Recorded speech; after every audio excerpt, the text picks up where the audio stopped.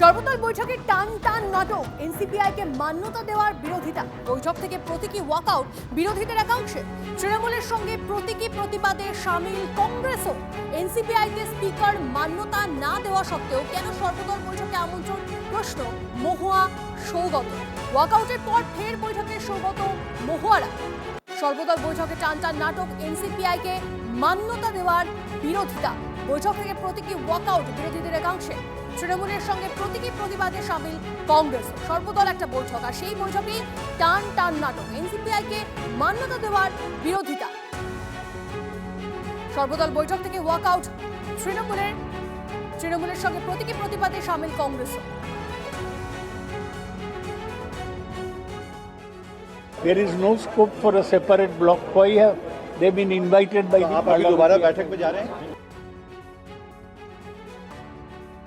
Have all walked out of the all party meeting in protest because the so-called NCPI, which is an unrecognized party, the strength of the All India Trinamool Congress in the list provided by the table office is shown to be 28 members.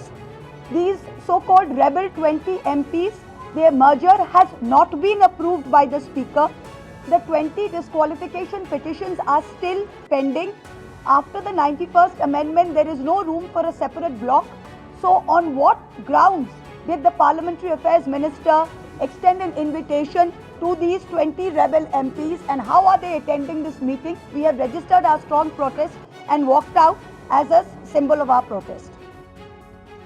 জ্যোতির্ময় আমাদের প্রতিনিধি আমাদের সঙ্গে রয়েছেন। জ্যোতির্ময়, এনসিপিআইকে speaker মান্যতা না দেওয়া সত্ত্বেও কেন সর্বদল বৈঠকে আমন্ত্রণ, এই প্রশ্ন মহুয়া সৌগত। তাহলে গোটা বিষয়টা জল কোন দিকে গড়াচ্ছে?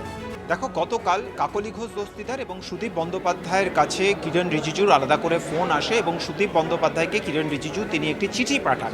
সেই চিঠিতে আজকের এই বৈঠকে যোগ দেওয়ার জন্য তাদেরকে আমন্ত্রণ জানানো হয়।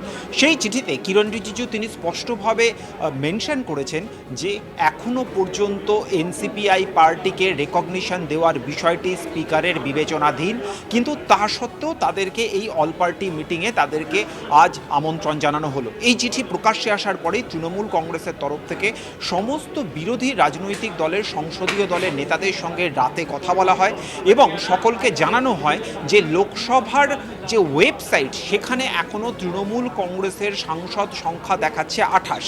এই যে 20 জন সাংসদ, তাদের প্রত্যেককে তৃণমূলের সাংসদ হিসেবে লোকসভার যে সাইট সেখানে উল্লেখ করা হচ্ছে, কিন্তু তারপরেও তাদের এনসিপিআই হিসেবে সরকারের তরফ থেকে অর্থাৎ পার্লামেন্টারি অ্যাফেয়ার্স মিনিস্টারের তরফ থেকে তাদেরকে আমন্ত্রণ জানানো হয়েছে, যার প্রতিবাদ জানানো উচিত, কারণ এই ঘটনা বেনজির ঘটনা।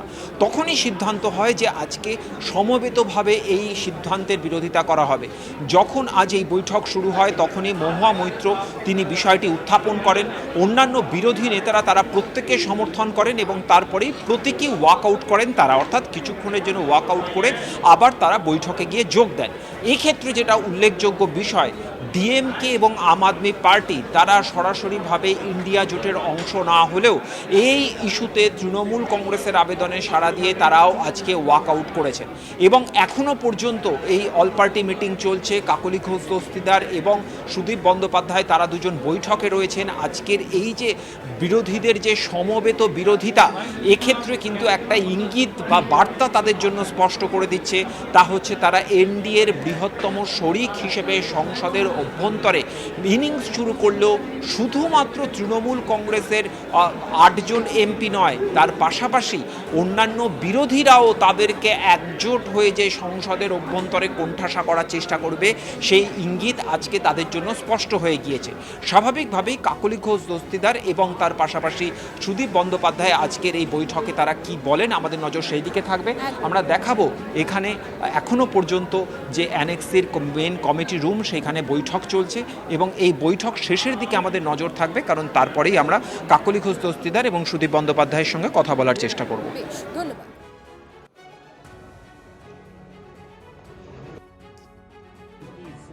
No, look, this is, as far as we are concerned, we have moved for disqualification. So the speaker should decide on the disqualification petition, because either he says yes or he says no. The rule is very clear. If you see of the 10 schedule 2(1)(a), the first the very first point there is that if you have said that you are voluntarily giving up membership, you are no longer a member of the party. All of these 20 MPs have said that we are belonging to this NCPI. So that is the ground for disqualification immediately. We have moved the petition. Please decide on it. Either if you decide on it, if you don't disqualify them, then we will go to court if you disqualify them over. आज ही all party meeting में submit कर देंगे और वह speaker को पास भी आज ही submit कर देंगे। अभिषेक बनर्जी कह रहे हैं कि रिकॉग्नाइज कर दिया जाएगा। उनका चाहत यह है 1 point the election commission has recognized this party, that paper you submit copy, okay so that copy we are submitting to you.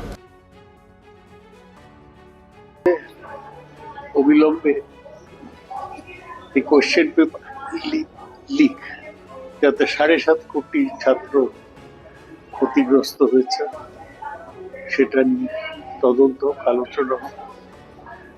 Ethanol মেশানোর জন্য যে সমস্যা হচ্ছে